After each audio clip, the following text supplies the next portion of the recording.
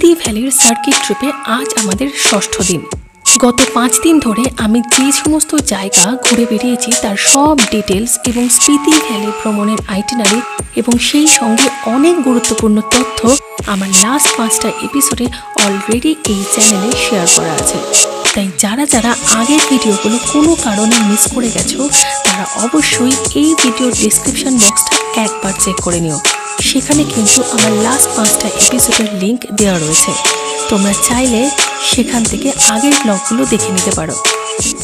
Spiti ভ্যালির episode 6-এর এই ভিডিওর মাধ্যমে আমি তোমাদের নিয়ে যাব থাঙ্কার লেক ট্রেকে, আর সেই সঙ্গে দেখাবো শতাব্দী প্রাচীন থাঙ্কার মনাস্ট্রি, যা দেখে তোমাদের মনে স্পিতি ভ্যালির সৌন্দর্য নিয়ে আরও একবার আলোড়ন তৈরি করবে।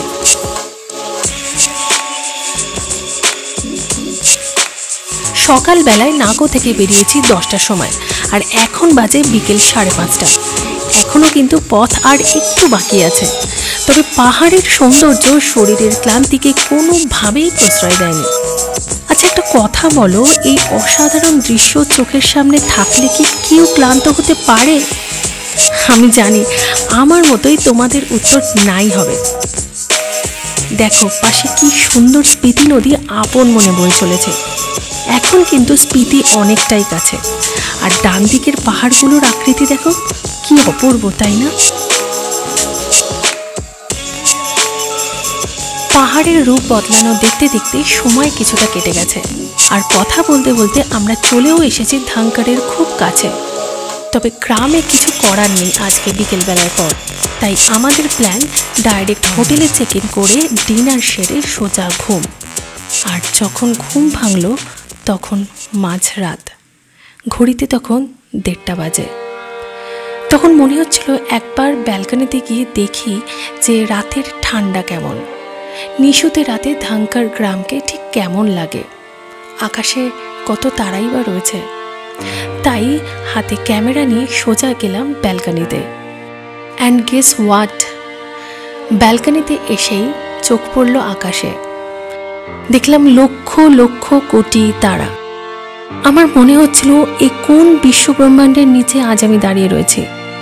তারপর আরও ভালোভাবে লক্ষ্য করলাম, আর ছবি তোলার তোড়জোড় করাতেই ক্যামেরায় ধরা দিল মিল্কি ওয়ে।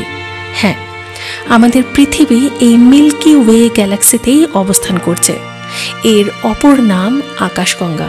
আসলে এই মাঝখানে যে ধোঁয়ার মতো সাদা রঙের অংশটা তোমরা দেখতে পাচ্ছ, মনে হয় যেন মা গঙ্গা আকাশপথে প্রবাহিত হচ্ছে, তাই জন্য একে আকাশগঙ্গা বলা হয়। কি অপূর্ব না এই দৃশ্য, সারা জীবন ভোলার নয়। সেদিন রাত আমার কাছে স্বপ্নের মতোই কেটেছিল। তারপর মনের মধ্যে নিজের অস্তিত্বের হাজার প্রশ্ন নিয়ে ঘুমোতে যাই। ঘুম ভাঙে সকালবেলায়। ব্যালকনিতে এসেই ঝলমলে ওয়েদার ও থাঙ্কার মনাস্ট্রি দর্শন করে মন একেবারে চাঙ্গা হয়ে উঠল।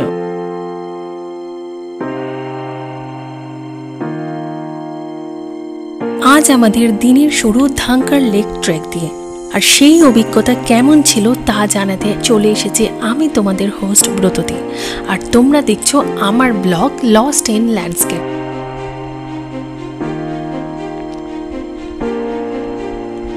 থাঙ্কার লেক ট্রেক করতে হলে প্রথমে যেতে হবে নিউ থাঙ্কার মনাস্ট্রি।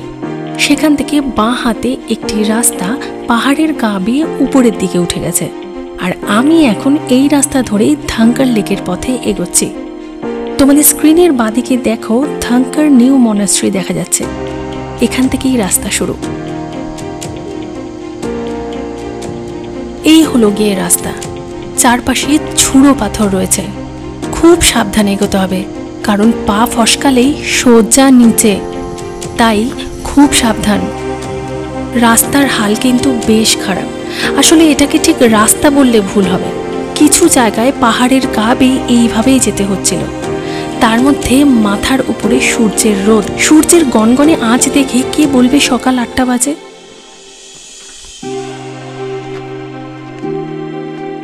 চলো যেতে যেতে সফর সঙ্গীদের সঙ্গে আলাপ করে নিই। এই হলো নাতাশা, ও এসেছে দিল্লি থেকে। আমরা একই হোটেলে উঠেছি। আমরা থাঙ্কার লেক যাব শুনে ও আমাদের সঙ্গে যোগ দেয়, আর পাশেই রয়েছে আমাদের হোটেলের ম্যানেজার মনীষ ভাইয়া, আর রয়েছে আমার পার্টনার। আর সেই সঙ্গে রয়েছে আমি তোমাদের বন্ধু। আর আমার সামনেই রয়েছে সেই বিখ্যাত ল্যান্ডস্কেপ যা স্পিতি ভ্যালির পোস্টকার্ড ফ্রেম। আর এই ফ্রেমে বন্দী হয়েছে পিন নদী ও স্পিতি নদী। ধাঙ্কার মনাস্ট্রির নিচেই পিন ও স্পিতি একত্রে মিলিত হয়েছে, তাই এটি সঙ্গমস্থল।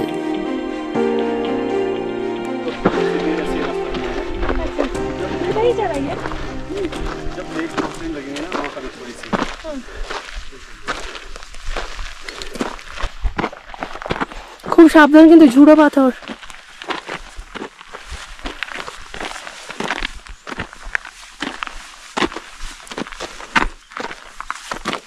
এবার বলি আমার মেয়ের কথা। ওর নাম আধ্যা, বয়স 2.5 বছর।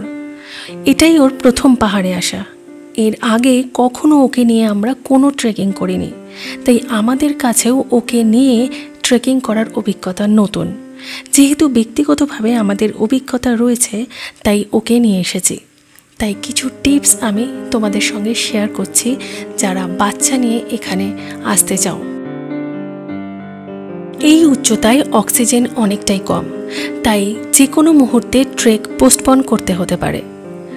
দ্বিতীয়ত, বাচ্চা সবসময় হাঁটতে চাইবে এমনটা নয়, তাই নিজেরা সক্ষম হলে তবেই তাকে নিয়ে আসা উচিত। তৃতীয়ত, বাচ্চার জন্য এক্সট্রা কেয়ার অবশ্যই নিতে হবে। সঙ্গে রাখতে হবে চকলেট, ড্রাই ফ্রুটস, জুস আর স্পেশালি ওয়াটার মাঝে মাঝেই তাকে দিতে হবে। চতুর্থত, সঙ্গে অবশ্যই স্থানীয় মানুষ বা গাইড রাখতে হবে, যাতে প্রয়োজনে আমরা হেল্প পেতে পারি। স্পিতি ভ্যালির মতো হাই অ্যালটিটিউড এরিয়াতে আসার আগে অবশ্যই ডক্টরের সাথে কথা বলা উচিত। আমার মতো অনেকেই আছো যারা ফ্যামিলি ম্যান, পরিবারের ছোট বাচ্চা নিয়ে আসতে হলে অনেক চিন্তাভাবনা করতে হয়, তাই এই কথাগুলো শেয়ার করলাম। যদি উপকারে লাগে তাহলে ভালো লাগবে। না, আর অন্য কথা নয়, এখন আমরা এগিয়ে যাব ধাঙ্কার লেকের দিকে। তোমাদের হয়তো মনে হচ্ছে যে আমার অভিজ্ঞতা এক্স্যাক্ট কেমন ছিল, চলো সেটাও দেখে নেওয়া যায়। আজকের সকালের শুরুটা একটুখানি অন্যরকম, কারণ আজকে আমরা ট্রেকিং করছি সকালবেলায়। তো এটা হচ্ছে ধাঙ্কার লেক ট্রেক, মানে ধাঙ্কারের যেখানে ধাঙ্কার মনাস্ট্রি আছে ঠিক তার অপোজিটেই রাস্তা চলে গেছে এই ধাঙ্কার লেক আসার। তো এই লেকটা কিন্তু অনেকটা উঁচুতে, মানে হাইট অনেকটাই বেশি। তো এখানে আসতে গেলে আপনাকে পর্যাপ্ত পরিমাণে জল নিয়ে আসতে হবে এবং কিছু ড্রাই ফ্রুট, চকলেট এগুলো সঙ্গে রাখবেন। তবে রাস্তা বলতে প্রথম 20 মিনিট ভালোই রাস্তা, অসুবিধা হয়নি আমাদের, কিন্তু পরের 10-15 মিনিট যে চড়াইটা ছিল বেশ ভালো চড়াই ছিল। এবং বুঝতেই পাচ্ছেন আমাদের সঙ্গে বাচ্চা আছে, তো বাচ্চা থাকলে যা হয় ও অনেকটা মানে মাঝখান অবধি পুরোটাই হেঁটে এসছে। তারপরে ওর আর বোধহয় না, এরপরে ওর একটু অসুবিধাই হচ্ছে, কারণ ও হাঁটতে চাইছে না আর। তো ওকে কোলে করে নিয়ে আসতে হচ্ছে, কখনো আমি পিঠে নিয়ে যাচ্ছি, কখনো ওর পাপা কোলে নিচ্ছে। তো এই করে করে আমরা এত দূর চলে এসেছি। হিমালয়ের পথে চলতে চলতে বারবার একটা কথাই মনে হয় আমার, যতই এই সৌন্দর্যকে ক্যামেরাবন্দি করি না কেন, মন ভরানো সম্ভব নয়।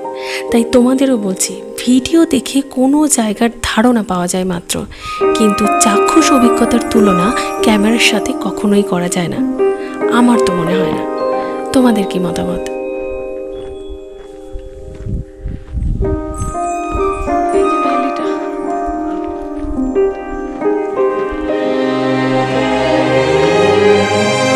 এখান থেকে আরো 10 মিনিট হাঁটার পর আমরা পেলাম একটা ওপেন ভ্যালি। মনে হচ্ছিল সময় যেন এখানে এসেই থমকে গেছে। আমরা কথায় কথায় অনেক সময় বলি সাইলেন্স। যদি কোনোদিন সত্যি সাইলেন্স ফিল করতে চাও, তাহলে এই ধাঙ্কার লেকে একবার এসো, তাহলে বুঝতে পারবে নিস্তব্ধতা আসলে কি। ওই যে দূরে দেখা যাচ্ছে চোরদেন, আর পাশেই রয়েছে ধাঙ্কার লেক। এই হলো ধাঙ্কার লেক, উচ্চতা 14,009 ফিট। মনে করা হয় কোনো হিমবাহ গলে এই লেকের সৃষ্টি, যদিও exact geological process is not well documented. কিন্তু এই লেকের পবিত্রতা, স্বচ্ছতা ও চারপাশের সেরেন বিউটি এই জায়গার স্পিরিচুয়াল বিশ্বাসকে আরও দৃঢ় করে তোলে। এখানে এলে মন শান্ত হতে বাধ্য। দেখো, এইটুকু বাচ্চার দুষ্টুমিও ম্যাজিকের মতো উধাও হয়ে গেছে। আর আমি ওকেই বা কি বলবো, নিজেই থমকে গেছি। প্রকৃতির এমন রূপ দেখে সত্যিই বাকরুদ্ধ হয়ে গেছিলাম। ভাবছিলাম কোথায় এসেছি। এখন আমি ক্ষণিকের জন্য চুপ করলাম, যাতে এই নিস্তব্ধতা একটু হলেও তোমাদের ফিল করাতে পারি।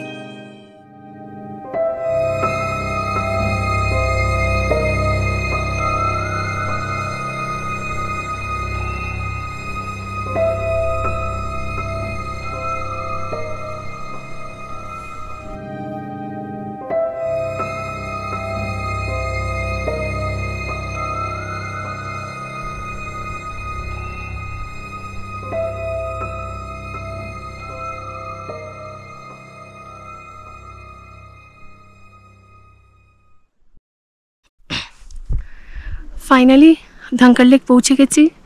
একদম লেকের সামনেই বসে আছি। এই যে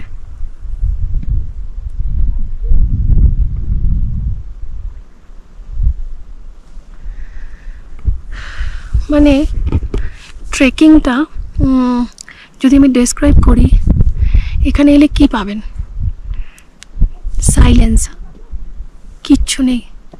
মানে সত্যি যদি অ্যাডভেঞ্চারাস মেন্টালিটি হয়, মানে অ্যাডভেঞ্চার করতে পছন্দ করেন, মানে ইউনিক জায়গা দেখতে ভালোবাসেন এবং নিজেকে এক্সপ্লোর করতেও পছন্দ করেন, তাহলে আমি অবশ্যই বলবো যে যদি আপনারা ধাঙ্কার আসেন কোনো দিন, ধাঙ্কার লেকটা মিস করবেন না।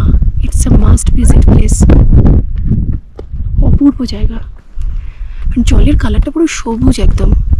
কতগুলো মাছও দেখতে পেয়েছি ছোট ছোট।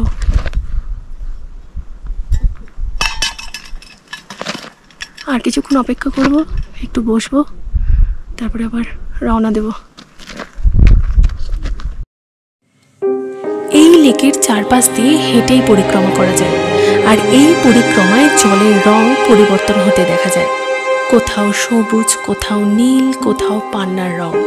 এ যেন এক অপূর্ব দৃশ্য, চোখে না দেখলে বিশ্বাস হয় না। লেকের পাশেই এই জায়গাটা যেটা তোমরা দেখছো, এটা কিন্তু লেকেরই অংশ। এখানে জল না থাকায় এই জায়গাটা শুকনো হয়ে গেছে।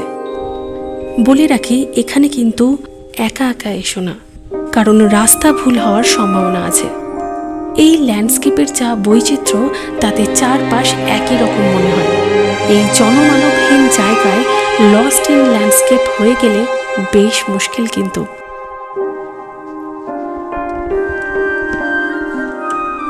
এখন আবার আমাদের নিচে নামার পালা। পাহাড়ের চড়াই উতরাইতে কষ্ট আছে, বাচ্চা নিয়ে তো আরও বেশি কষ্ট। কিন্তু লেক থেকে ফেরার সময় আমার বারবার মনে হচ্ছিল, this is not the end, Miles to go before I sleep, Miles to go before I sleep.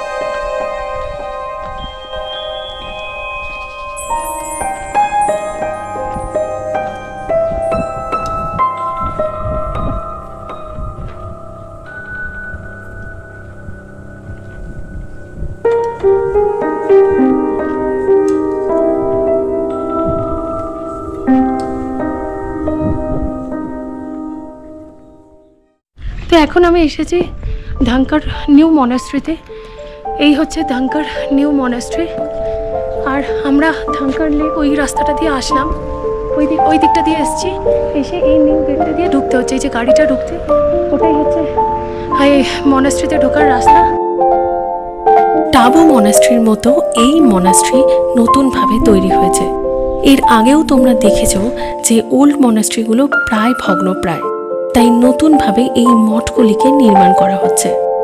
নতুন মনাস্ট্রিও কিন্তু বেশ সাজানো সুন্দর। এখানে দরজার গায়ে যে চিহ্ন রয়েছে তা কিন্তু অর্থবহ।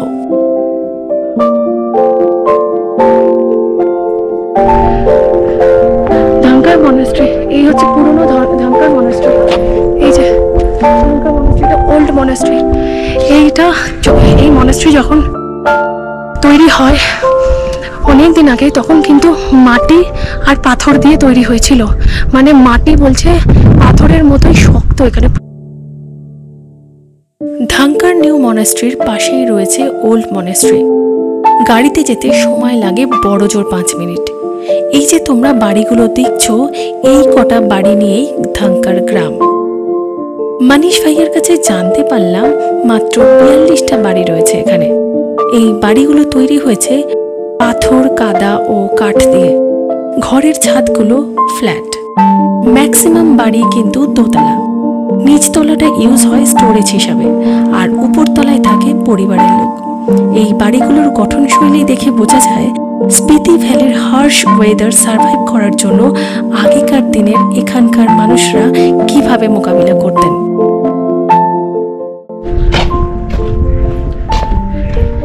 আমরা এখন যাচ্ছি ধাঙ্কার মনাস্ট্রি, ওল্ডেস্ট। যতগুলো মনাস্ট্রি আছে, 5খানা মনাস্ট্রি সব থেকে প্রাচীন, তার মধ্যে এই মনাস্ট্রি একটা।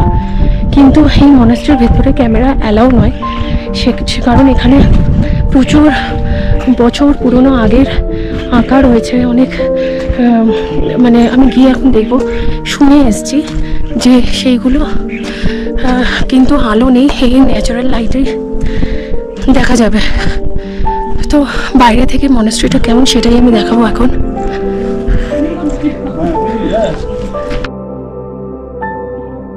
মনাস্ট্রির বাইরেই রয়েছে বিভিন্ন ম্যাজিক্যাল স্ট্রাকচার, আর তার পাশেই রয়েছে মনাস্ট্রিতে ঢোকার দরজা। কাঠের দরজায় কিন্তু অনেক কারুকার্য রয়েছে।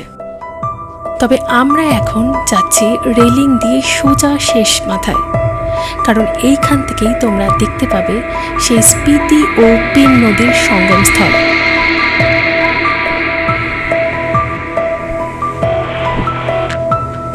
মাথার ওপর নীল আকাশ, দুদিকে খয়েরি রঙের পাহাড়, আর মাঝখান দিয়ে বয়ে গেছে স্পিতি নদী। আহা, যেন স্বর্গের এক টুকরো ছবি, কি তাই তো?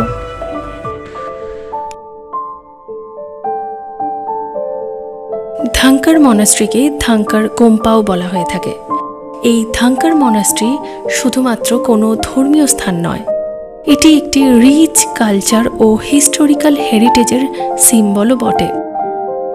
বলা হয় পশ্চিম হিমালয়ের বুদ্ধিস্ট কিং 7ম ও 9ম শতাব্দীর মাঝামাঝি সময়ে এটি নির্মাণ করেন। এর ভেতরে রয়েছে প্রাচীন পুঁথি ও হাতে আঁকা ছবি। এখানে কিন্তু কোনো কৃত্রিম আলো নেই, সব জায়গায় আলো প্রবেশ করে না। এই কুঠুরির মাধ্যম দিয়েই সূর্যের আলো এখানে প্রবেশ করে, আর সেই আলোতেই এখানকার যাবতীয় কার্য সম্পন্ন করা হয়। এখানে আর ক্যামেরা অ্যালাউ নয়। এখানে এন্ট্রি ফি 25 টাকা। এই মনাস্ট্রি এতটাই প্রাচীন যে যে কোনো মুহূর্তে এটি ভেঙে পড়তে পারে। তাই এটি সংরক্ষণের জন্য সম্ভব হলে কিছু টাকা তোমরা ডোনেশন বক্সে দিতে পারো, না হলে পরবর্তী প্রজন্মের কাছে এই শতাব্দী প্রাচীন মনাস্ট্রি কিন্তু চিরতরে হারিয়ে যাবে।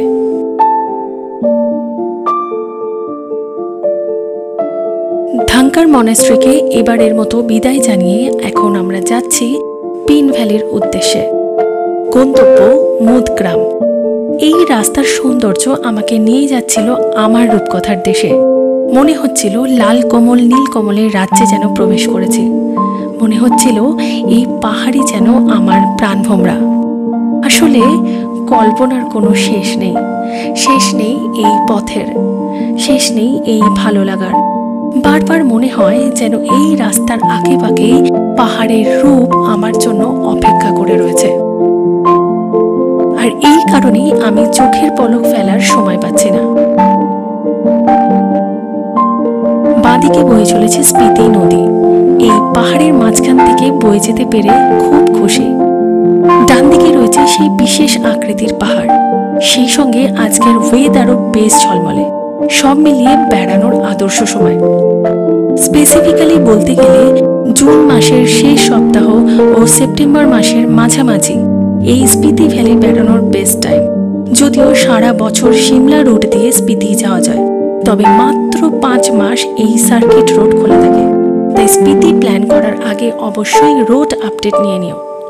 আশা করি তোমরাও এই জার্নিটা উপভোগ করছো, আর তাই যদি হয় তাহলে একটা লাইক দিয়ে আমাকে মোটিভেট করো।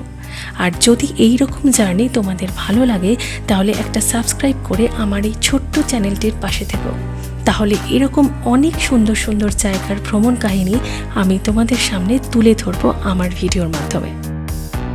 পথের মাঝে আবার পেলাম অসাধারণ এক দৃশ্য। দীর্ঘ 2 দিন পর আবার দেখা পাহাড়ি ঝর্ণার সঙ্গে। হাতে সময় না থাকায় গাড়ি থেকে আর নামা হলো না। এতক্ষণ আমরা স্পিতি নদীর ডান দিক দিয়ে যাচ্ছিলাম, আর এখন আমরা ব্রিজ ক্রস করে পিন ভ্যালির দিকে যাব। এই হলো পিন ভ্যালির গেট।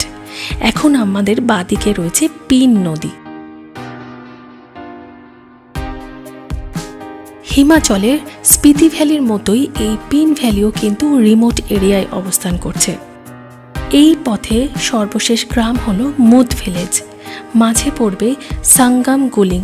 তোমাদের হাতে সময় থাকলে ঘুরে যেতে পারো। এছাড়াও রয়েছে বিখ্যাত কাংরি মনাস্ট্রি। স্পিতি ভ্যালি ট্রিপে পিন ভ্যালিও কিন্তু একটি গুরুত্বপূর্ণ জায়গা। তাই যারা এই পিন ভ্যালির আসল বিউটি এক্সপ্লোর করতে চাও তারা এখানে 2 দিন এক্সট্রা হাতে রেখো। এই যে ওয়েলকাম বোর্ড তোমরা দেখতে পাচ্ছ, এখানেই আমরা এন্ট্রি নিলাম পিন ভ্যালি ন্যাশনাল পার্কে। এই পিন ভ্যালিতেই তোমরা দেখতে পাবে স্নো লেপার্ড। আসলে যদি এই স্নো লেপার্ড দেখতে হয় তাহলে আসতে হবে স্পিতি উইন্টার ট্রিপে। তখন এই পিন ভ্যালিতে এলে সৌভাগ্য থাকলে স্নো লেপার্ডের দর্শন পেতেই পারো।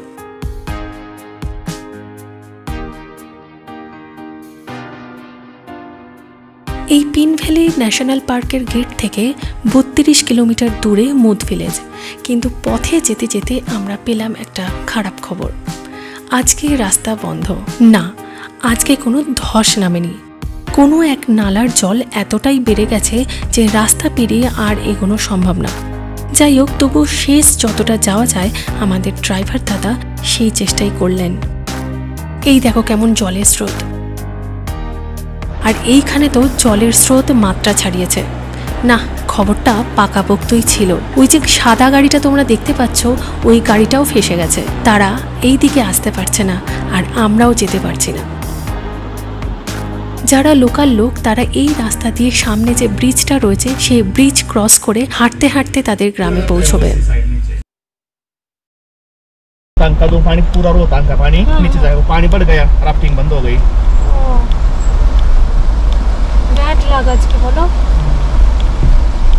ড্রাইভার দাদার সাথে কথা বলে বুঝতে পারলাম এই উপত্যকা আনপ্রেডিক্টেবল।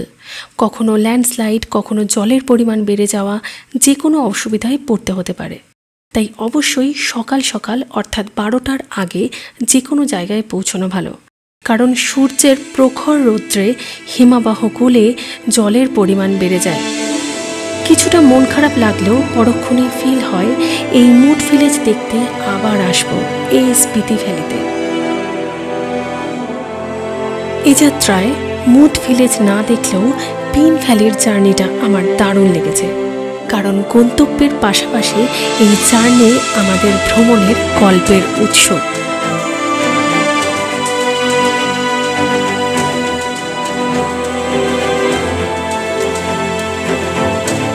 মুদ ভিলেজ না যেতে পারার জন্য যে মন খারাপ হয়েছিল তা অনেকটাই কমে গেছে। পিন ভ্যালির অতুলনীয় সৌন্দর্য দেখতে দেখতে ও ড্রাইভার দাদার কাছে বিভিন্ন অভিজ্ঞতার গল্প শুনতে শুনতে আমরা এখন যাচ্ছি কাজাতে। কাজা হলো স্পিতি ভ্যালির হেডকোয়ার্টার। পিন ভ্যালি থেকে কাজার দূরত্ব 30 কিলোমিটার, আর মুদ ভিলেজ থেকে দূরত্ব 55 কিলোমিটার। এই রাস্তা দিয়ে আমরা পিন ভ্যালিতে এন্ট্রি নিয়েছিলাম। আবার এই পিন ভ্যালির রাস্তা দিয়েই আমরা বাঁ দিক দিয়ে পৌঁছে যাব কাজায়। আমার ডান দিকে রয়েছে পিন নদী। আমরা আবার একই পথে ব্রিজ ক্রস করে যাব কাজাতে। আমার সামনে রয়েছে এক অসম্ভব সুন্দর ল্যান্ডস্কেপ। আমি জানি আমি যতটা এক্সাইটেড ফিল করেছি তোমরা এখন ঠিক ততটাই ফিল করছো। হয়তো চোখের সামনে দেখলে আরও ভালো লাগবে। তাই আমি অবশ্যই বলবো প্ল্যানে যেন স্পিতি ভ্যালি অবশ্যই থাকে। পথের এই দৃশ্য দেখে না দাঁড়িয়ে আর পারলাম না। গাড়ি থামিয়ে এক কাপ চা খেতে খেতে এই দৃশ্য এনজয় না করলে পুরো ব্যাপারটাই দূরে ছোঁয়া হয়ে যেত।